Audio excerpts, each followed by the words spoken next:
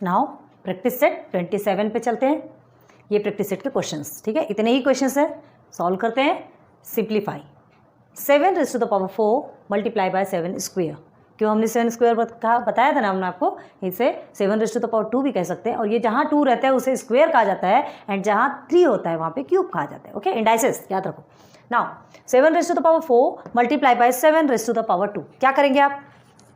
हमको सिंप्लीफाई करना है, सिर्फ सिंप्लीफाई करना है, इसे सॉल्व नहीं करना। जब सेम बेस रहता है तो वो बेस हमारा सिंगल हो जाता है। क्या करेंगे हम उसके लिए? देखिए सॉल्व में सबसे पहले तो क्वेश्चंस लिखते हैं। आप क्वेश्चन पहले लिखिए, उसके बाद आंसर्स लिखिए, है ना। हम कभी नहीं लिख पाते, कोई बात नहीं, आपको लिखना है। तो अब इज इक्वल टू क्या करेंगे आप?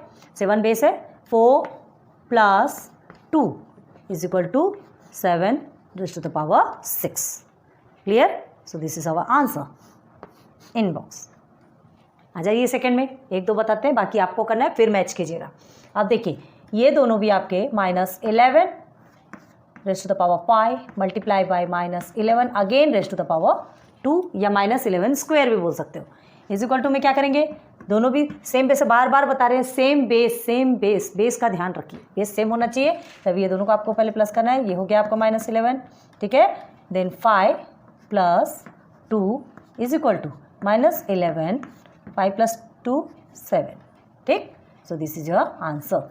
अब देखो आपको लगेगा ये -11 और माइनस तो प्लस हो जाता है, तो यहाँ पे 11 क्यों नहीं लिखा? आ रहा होगा सवाल, आना भी चाहिए, होना चाहिए। -11 लिखा है तो यहाँ पे माइनस कट हो जाता है मल्टीप्लिकेशन पे, और यहाँ प्लस आता है। आप ऐसा सोच रहे होंगे, बट ध्यान रखो ये हमने सिर्फ बेस को लिया है सिंगल में, ये हमें इंडाइसेस को देखना है। अब देखिए ये -11 रेज़ टू द पावर 7 आया, ठीक है। अब आप उसको सॉल्व कीजिए, फिर माइनस आता है कि प्लस आता है वो आप पे डिपेंड करेगा। तो क्या आएगा? देखिए हमने क्या कहा, ये ऑड नंबर है, तो ऑड नंबर है तो ऑब्वियसली क्या आएगा? माइनस में आएगा आंसर, ठीक है। इवन नंबर होता है तो 2 करके वो कट हो जाते हैं, यहाँ ऑड नंबर है। क्लियर है? लेकिन हमें अभी इसे नहीं देखना है, सेम बेस है तो उसे एज इट इज़ लिखना है और इंडाइसेस को ही सॉल्व करना है। तो याद रखो जब भी मल्टीप्लिकेशन होता है तो इंडाइसेस प्लस होते हैं, ठीक है। चलो करके दिखाएंगे क्या आप? थोड़ा बहुत करके दिखाइए, चलिए अपने मन से,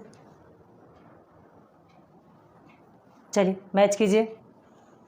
होप आपने खुद से सॉल्व किया होगा और उसके बाद फिर आप अभी मैच कर रहे हैं। प्लीज़ थोड़ी ईमानदारी बरतिए, हमने आपको एग्जाम्पल भी क्लियर करवाया और उसके साथ साथ प्रैक्टिस भी, 2 क्वेश्चंस की प्रैक्टिस भी करवा दी। कर सकते हैं यार, बहुत ईजी है। चलो ठीक है, 2 में आपको क्लियर करवा दिया, 3rd में आइए। 6/7 देखो एक रेशनल नंबर है, क्यूब है ये, उसके बाद 6/7 raise to the power 5। Okay ठीक है, क्यूब क्यों कहा बताया ना हमने। सेकेंड पावर होता है वो स्क्वायर कहलाता है, 3rd पावर होता है वो क्यूब कहलाता है। तो देखिए सेम बेस है आपका, दोनों भी बेस हमने सेम कर दिया, एक कर दिया, और एक करने के बाद जो इंडाइसेस है उन्हें प्लस करके सॉल्व कर लिया, बस वहीं तक आपका आंसर है। यहाँ पर भी देखिए यह -3/2 है, तो अब -3/2 में आपको क्या करना है, उसे एज इट इज़ लिखना है। हमें माइनस प्लस नहीं करते बैठा है यहाँ पे, ये दोनों बेस सेम है, मतलब उस बेस को हमने 1 बना लिया और 5 + 3 किया तो यहाँ पर भी हमारा 8 आ गया। कन्फ्यूज़ नहीं होना है कि यहाँ पर भी 8 आ रहा है, यहाँ भी 8 आ रहा है। हमारा इंडाइसेस जो है वही तो आंसर आएगा ना, है ना। इंडाइसेस के बेस पे ही आंसर आता है। नाउ अब ये एक क्वेश्चन है, a raise to the power 16 and a raise to the power 7। ये कैसा क्वेश्चन है? ये a क्या है? हमने आपको बताया था a क्या है, a is any number, a कोई सा भी एक नंबर है। a को 16 टाइम लिख दीजिए, a multiply by a multiply by multiply by a multiply by a multiply by लिखते चलो, वो फालतू का टाइम पास है, ठीक है।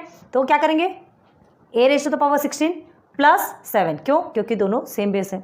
16 + 7 हमारा हो गया 23, बस यही आपका आंसर, और सेम ऐसा ही है। अब इसको नहीं बताएंगे, छोटे छोटे बच्चों की तरह क्वेश्चन है, सॉल्व कर सकते हैं, ठीक है। बहुत ईजी है आपके, अभी ये वाला चैप्टर जो है ना इंडाइसेस, बहुत ज़्यादा ईजी है। 26 भी आपके लिए बहुत ईजी था, 27 भी आपके लिए ईजी है।